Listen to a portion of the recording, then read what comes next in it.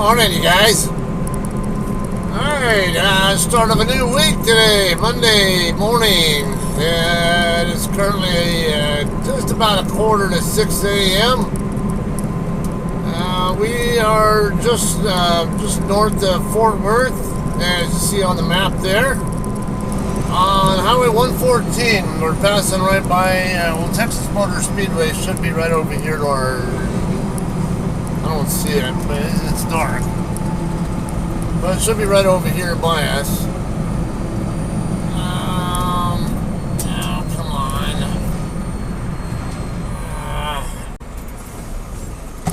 Just try not to brake too hard. Alright guys, so this light here is actually a good starting point, I guess, for this video with that situation there. So normally when I'm in my truck and I'm approaching traffic lights, I usually like to be 5 miles an hour below the speed limit because the lights are timed with car stopping ability in mine, not trucks. So yeah, I usually go about 5 miles an hour slower, and I was doing, I believe, about 5 miles an hour slower, if I'm not mistaken there, so, but I still had a kind of a shit situation there. I could have braked a little harder than I did, but I didn't want to, and, but then it's like, okay, if I don't stop, then I'm going to probably run the red light, which I don't want to do either. So it turns out a buddy of mine, I just talked to him about a similar situation yesterday or day before.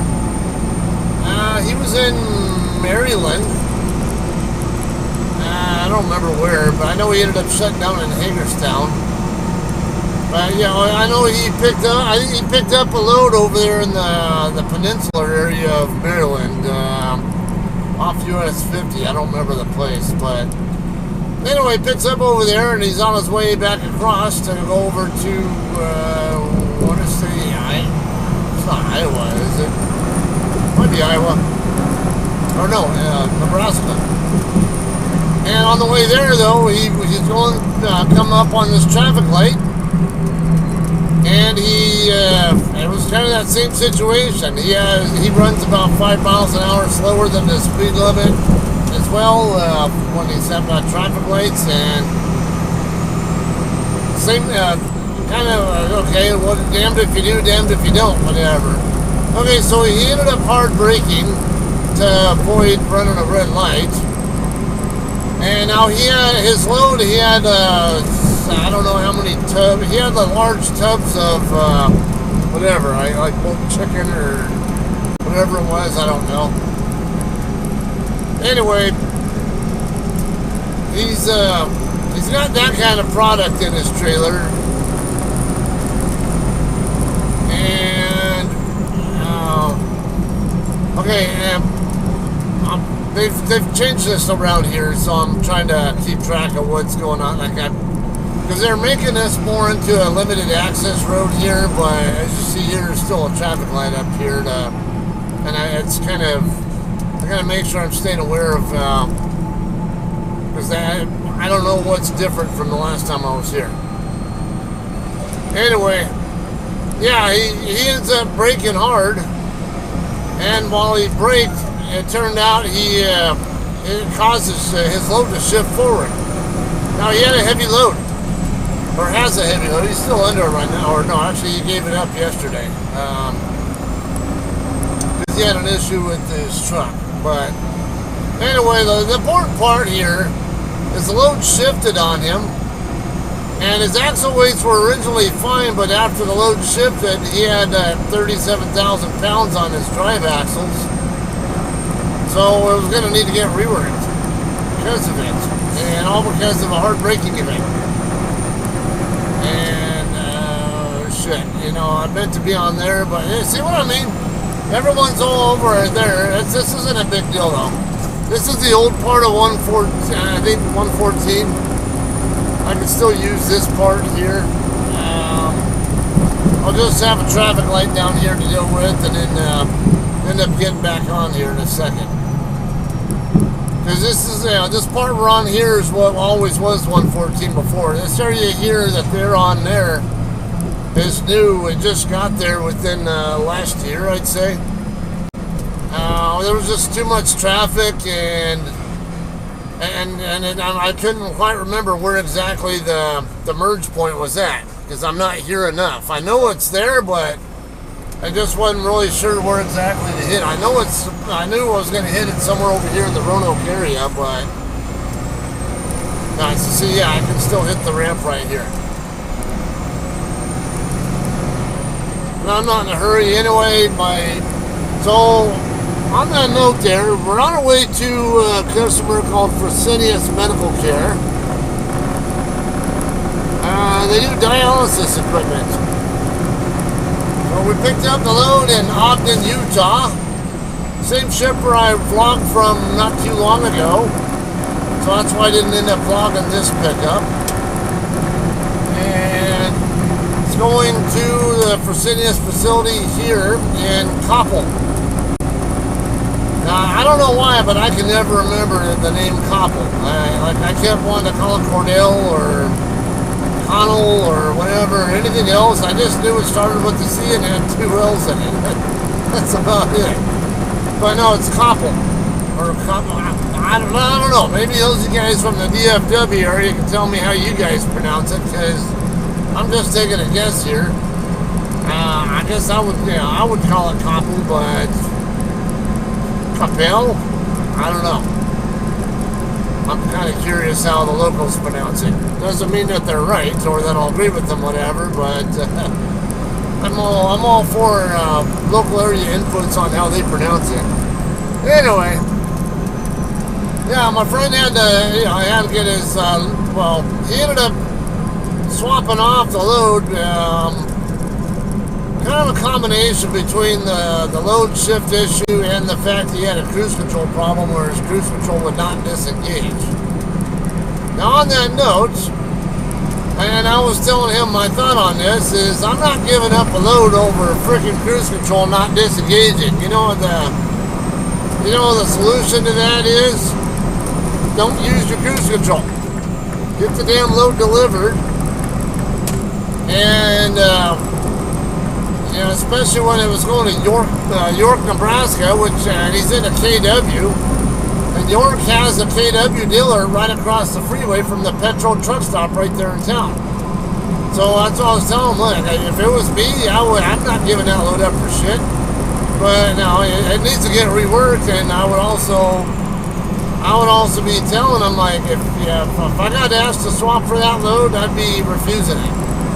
I'm not taking over a load that's overweight on the axles that's going to get me put out of service at a weigh station.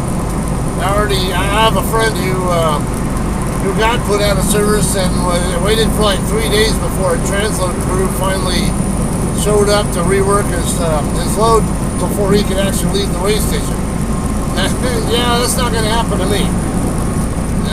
Not if I have something to say about it. Alright, so anyway, I guess that's, so, and I was explaining to my friend, I never once launched an airplane in my aircraft maintenance days that did not have some write-ups on it, some problems. Now, there are certain things that you couldn't do because of those write-ups. Now, my C-130 days, it was pretty common. We would always have deferred write-ups for BDHI, bearing directional and heading indicator.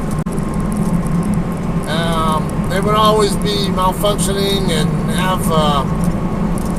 have to be replaced, but they didn't have parts or whatever.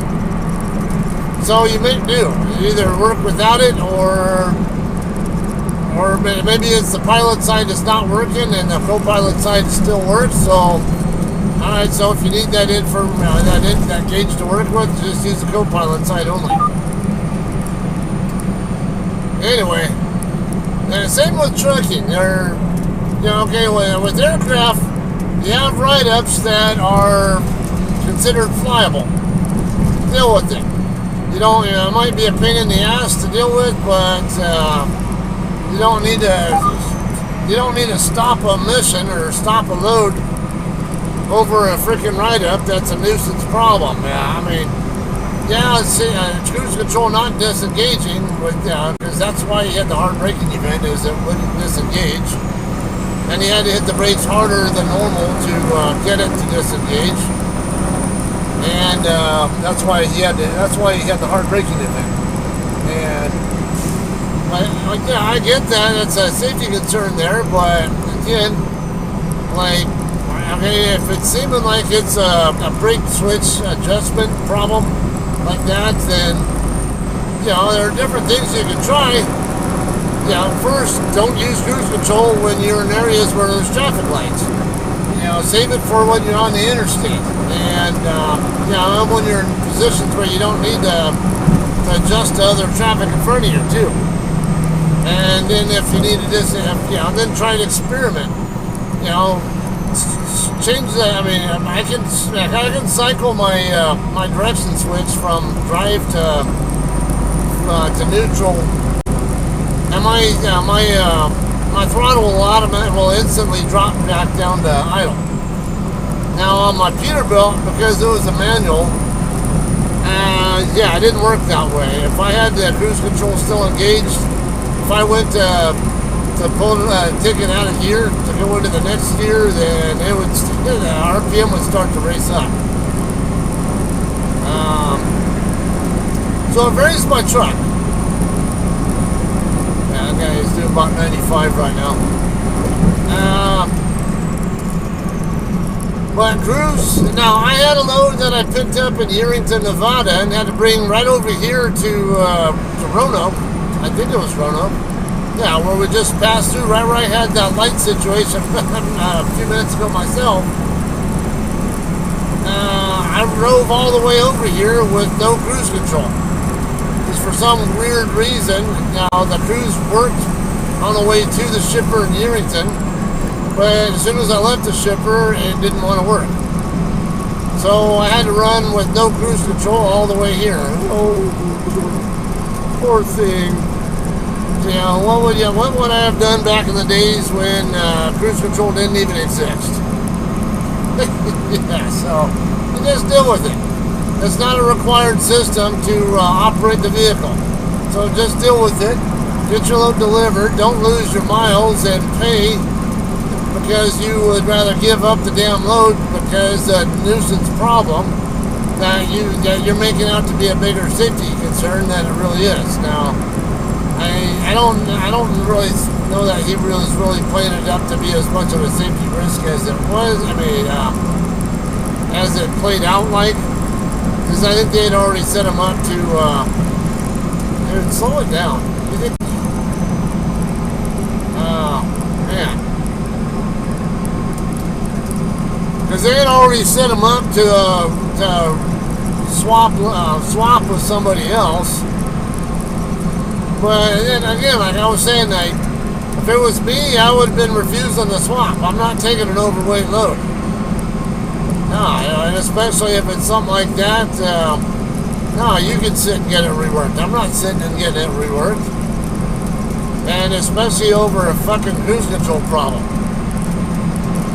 And yeah, that's just my thought. Anyway, I had something else I was actually going to talk about today. Now on my TikTok, I posted on my way over here. I posted while I was parked at the 19 truck stop in Tucumcari, New Mexico.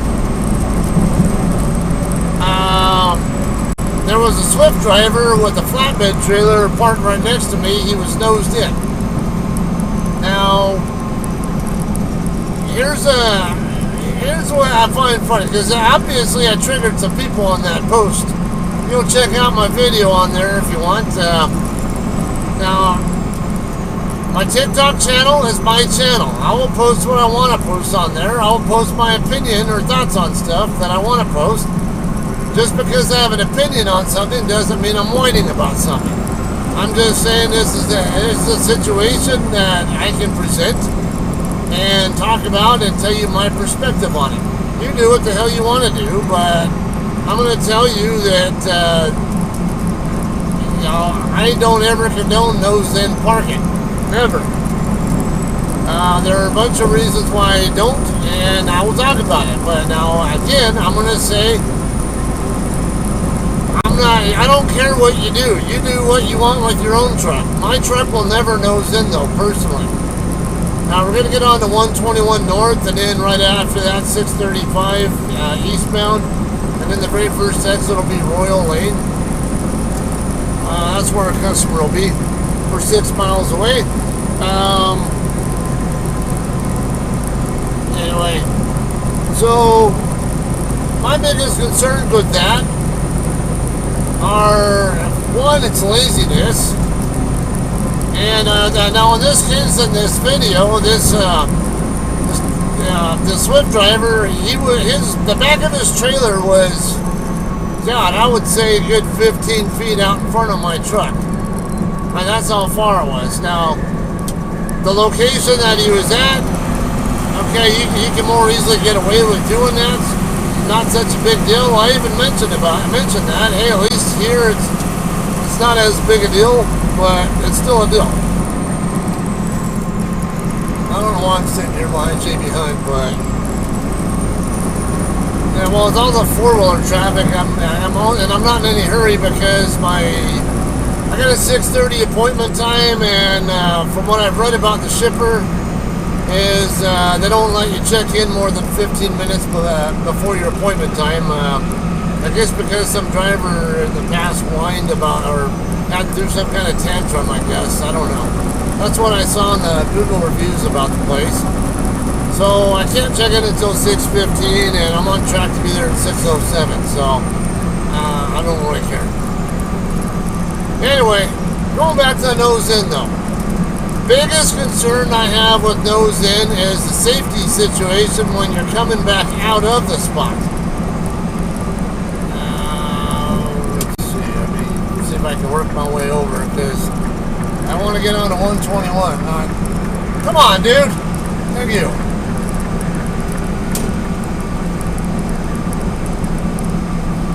Okay. Alright, so when you're backing back out and you have trucks on both sides of you, you can't see shit.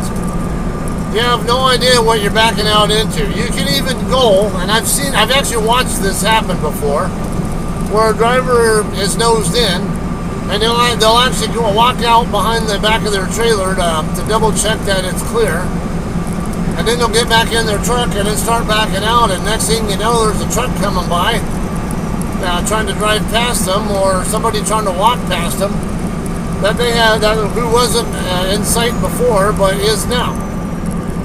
And I've also had it happen to me personally, where I don't know if they gold, but I can tell you that I was trying to get into the Blue Beacon in Commerce City, Colorado. Now, Commerce City's on the east side of Denver. Now, if you don't know anything about that, the Blue Beacon is inside the TA truck stop lot. And so I go in there, and now TA there, all the parking spots are basically, if you're going in there the correct way, they're side slanted spots, if I recall. People driving like idiots again. Alright, so I'm coming up through that lane from, let's say where the entrance on the east side of the lot is at, in between where the bobtail and fuel island part is at, and the regular truck parking area. I came in through that driveway, and then I made the right turn to go toward Blue Beacon on the back end of the lot there. And as I'm coming down that lane, what was it, a Swift? Yeah, I think it was a Swift driver, if I remember. Started backing out of the spot that he had nosed into. And it was right before I'm ready to start. I think I was. Maybe that wasn't it. No, it was I think it was a blindside slanted spot. Yeah, that's what it was. I was trying to back into a blindside slanted spot right there in that same row. And I can't remember what the situation was, but I want to see. Yeah. Yeah, I know I was blindside assigned spot. I can't remember what the other guy was backing out of his spot though. But now he started backing out into the same space that I was using for my setup. Come on! God damn it! I'm fucking tired of you fucking stupid ass speeders. Fucking. Dallas area, Fort Worth and Dallas area people are about outside of California. I always swear DFW area drivers are the dumbest. I hate you guys. Good people here, I know, but there are a lot of people drive like idiots here. But that really happens in any metropolitan area, if I must be honest. Anyway. Going back to the nose in thing. Yeah, the guy starts backing out. He has no idea I'm even coming. He has no idea I'm already starting my setup maneuver for my backing. And so he fucked up my setup. So, yeah, and I think he was coming out the other way or something like that. So, yeah, and I remembered,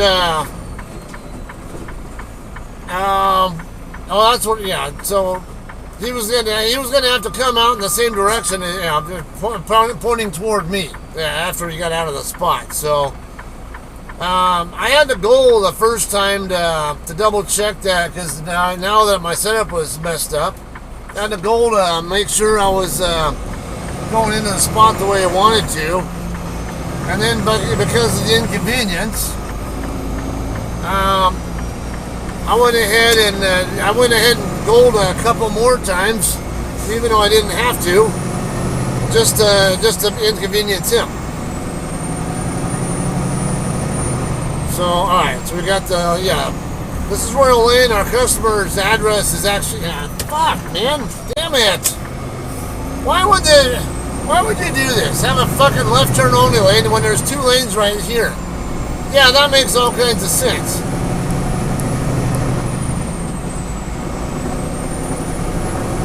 Oh, man.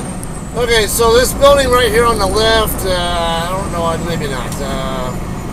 Yeah, it might be that one right there. We're going to go around to the north end of it, though. There'll be an entrance on the north, on the street that's on the north side of the lot. Okay, I see some trucks parked on the street right over here. I did see a Google review suggest that you can park overnight on one of these streets nearby. I think it could have been that one. I don't know. Yeah, this street here, we're going to turn right at this light. And I think on the other side of this building right here is where we're going to be checking in at.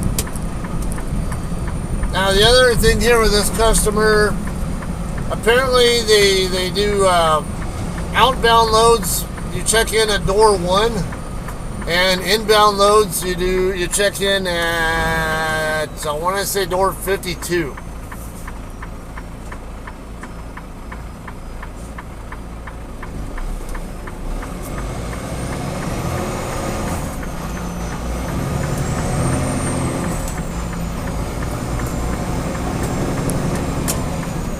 Okay, so yeah, we're just a tad early, but say we can at least get here and then, yeah, we'll make this left turn right here, I assume. Yeah, that's definitely the right spot here.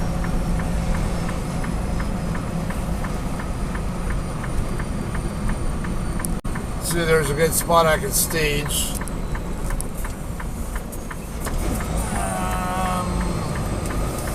Yeah, that's definitely the right place. I see True Blue Trailers, which is theirs.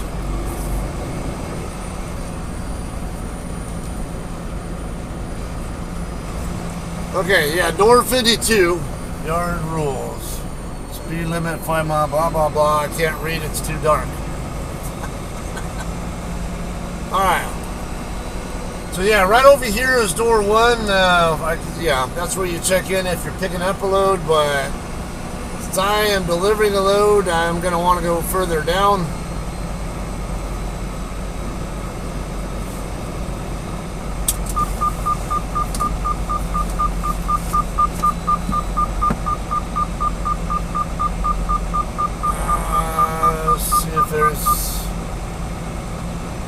see other trucks parked over there. I don't know if they're in regular spots or I'm guessing they're in spots down there.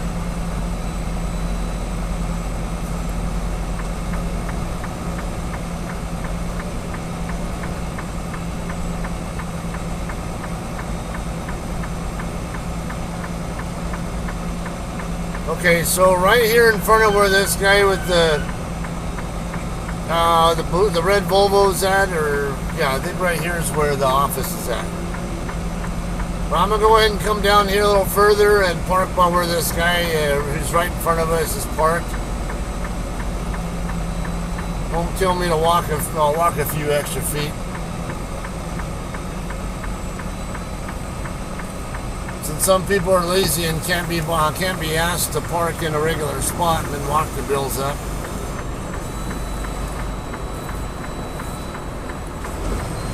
Well, speaking of, when I picked up this load, even though it was really a non-issue ultimately, there was another Hirschbach driver picking up at the same time as me, or deliver, yeah, and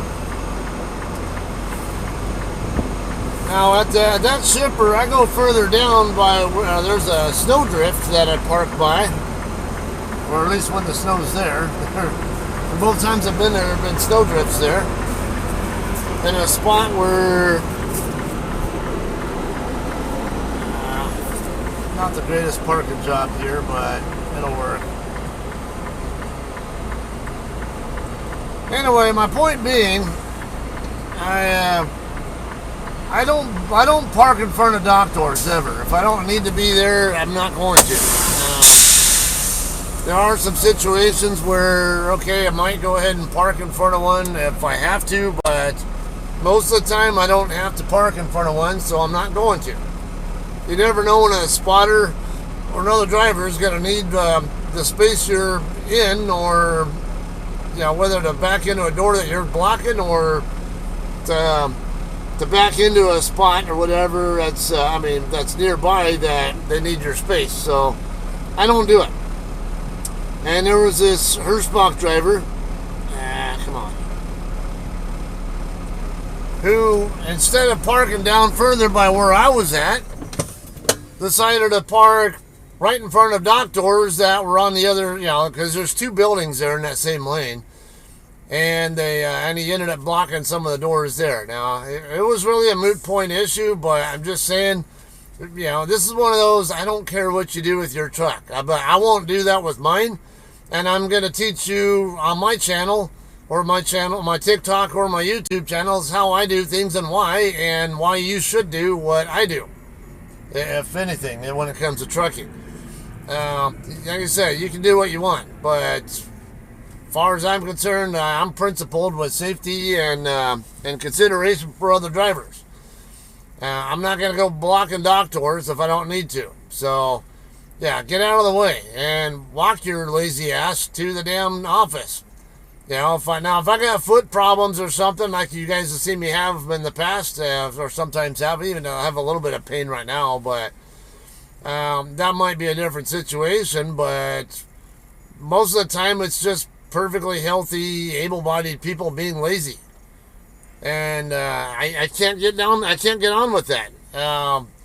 Get off your fucking lazy ass and park, and otherwise, I will have less respect for you. I will think less of you as a person if I know that if you have a lot of lazy tendencies. That's just me, though. Anyway, let me go get checked in, and we'll see what we get for a dock door summit here soon. Alright guys, we got a dock door assignment, but before we do, we're going to have to park up here by the curb where that other guy was at, the one I was called lazy. The lady's going to come over and check my seal first, and then after that we're going to slide our tandems back and open our doors, and dock into door 36, which would be down by where that guy facing us with the headlights off is at. Okay, here's the lady right here, so.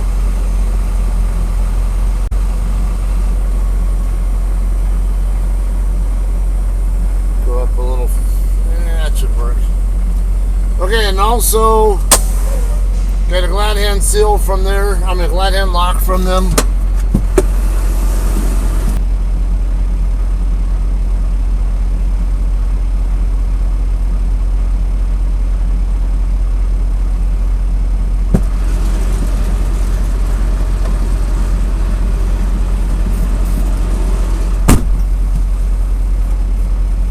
You know, that is not a safe situation there. The guy in the red Volvo setting up there, and to me it looks like he's too close to the guy who's already in the middle of backing. Let's see.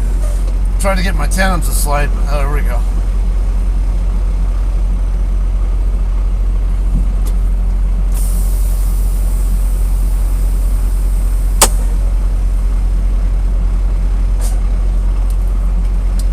To me, it won't kill you to wait just a little bit for that guy to get backed in enough where you don't need the same space as him. Alright, let's go ahead and I got my headlights off because those guys still trying to back.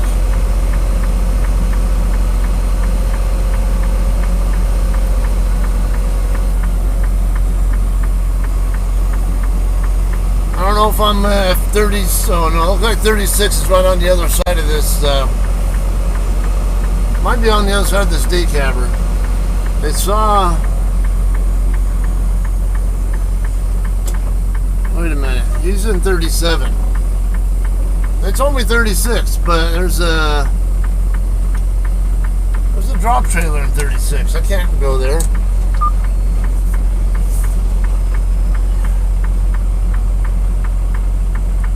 Okay, there's nobody behind me, so let me back up and tell them, hey, there's a drop trailer in 36. I can't use that door.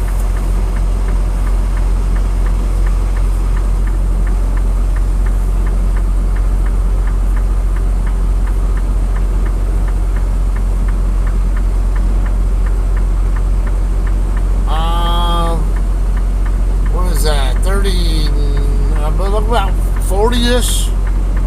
I couldn't tell what door that was, 39 or 40 or whatever it was. It looks like it's open, but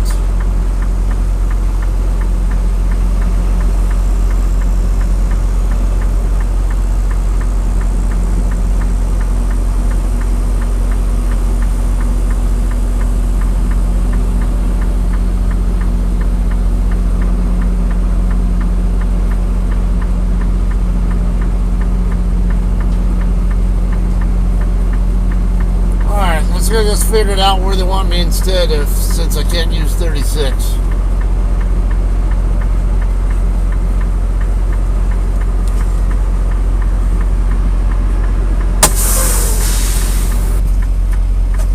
Alright guys, we're gonna get door 39 instead. I figured that would be where we'd end up. Alright, the other cool thing about this place is we're literally right underneath the landing path of Dallas-Fort Worth Airport. In fact, that light you see up there is an aircraft getting ready to land.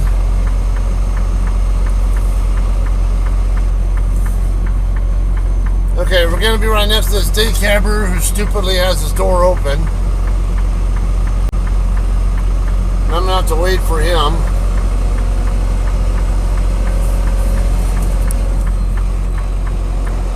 That's the other thing, guys. When get outside your truck, always close your doors.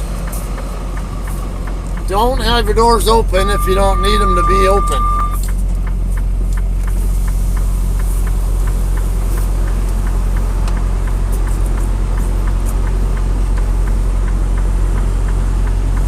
The problem is, oh yeah, now he's pulling out.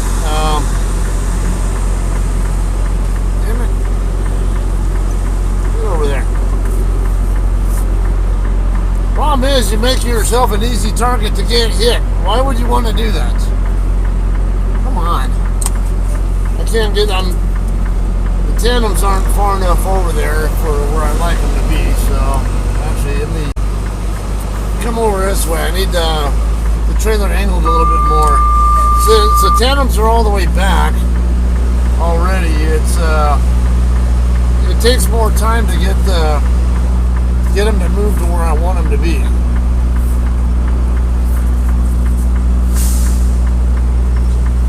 I wonder why that dock door light's already red. not even up against it yet. See, and it's like I'm a little bit off to the. I think I'm a little bit off to the left of where I really would like to be, but and it's still it's just a little bit more tedious trying to get those tandems to work their way over without having to pull forward and correct it. All right. Anyway, it is 6:35. Yeah, tandem's back. Make sure you have high-vis gear on as well. They'll make you have that. Chalk your tires, pull your red line, and then put this on the tractor line, not on the trailer.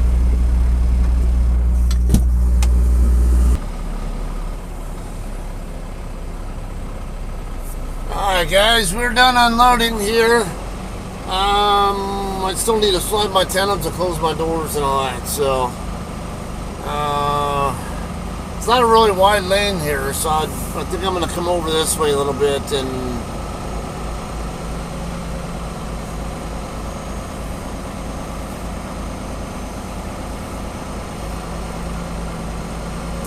alright. Yeah, I got it semi-empty and all that other stuff. Well, we'll get out of here in a second and we'll let you know what's going on next.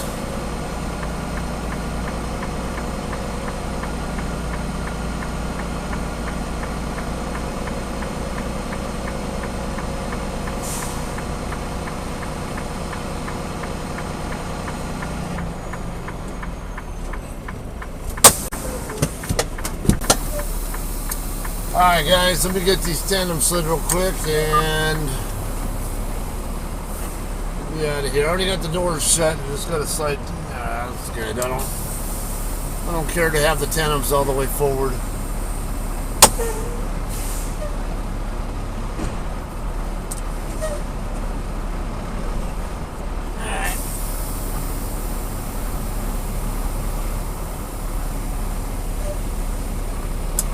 Alright, so it is 7:44, so a little bit over an hour after our appointment time. Boy, not too bad. Alright, so now we're going to be going to, I'm going to go up to the Blue Beacon in Denton, wash out my trailer, and then I would imagine I'll be waiting for my appointment time in Denton at the terminal to get my truck work done. And it should hopefully be reloading after I'm done with that. I don't know if that's going to happen. I don't know if that'll be happening. I want to say my appointment is tomorrow, but it could be wrong. It might be this afternoon, but no left turn between 7 a.m. and 9 a.m. You assholes. That's where I wanted to go, though.